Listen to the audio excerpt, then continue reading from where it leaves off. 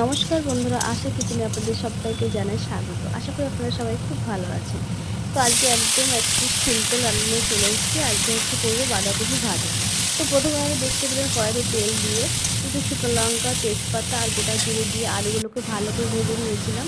এরপরে বাঁধাকপিগুলো দিয়ে দিলাম, হালকা নেড়েচেড়ে এবার দিয়ে দিলাম একটু নুন, তারপরে দিয়ে দিলাম হলুদ, তারপরে ভালো করে বাঁধাকপিটাকে নেড়ে চেড়ে নেবো কিছুক্ষণ। তারপরে এদিকে দেখতেই পাচ্ছেন আমি ভাত চাপিয়ে দিয়েছি, আর এদিকে হচ্ছে আমার ভাত। আর তারপরে এবার দিয়ে দিলাম 2-3টে কাঁচা লঙ্কা, সেটা চিড়ে নিয়েছি, সেটাও দিয়ে দিলাম। আমি ভালো করে নেড়ে চেড়ে নেব।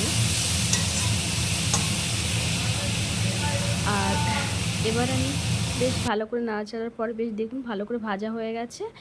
এবার আমি দিয়ে দেব হালকা একটুখানি গরম মশলার গুঁড়ো, সামান্য, খুব সামান্য। তারপরে দিয়ে দিলাম জিরে আর ধনে, যেটাকে আমি গুঁড়ো করে সবসময় ঘরে রাখি সেটাই। আর তারপরে দিলাম একটু সামান্য পরিমাণে চিনি, একটু মিষ্টি মিষ্টি ছিল, নিরামিষ ভালো লাগবে খেতে।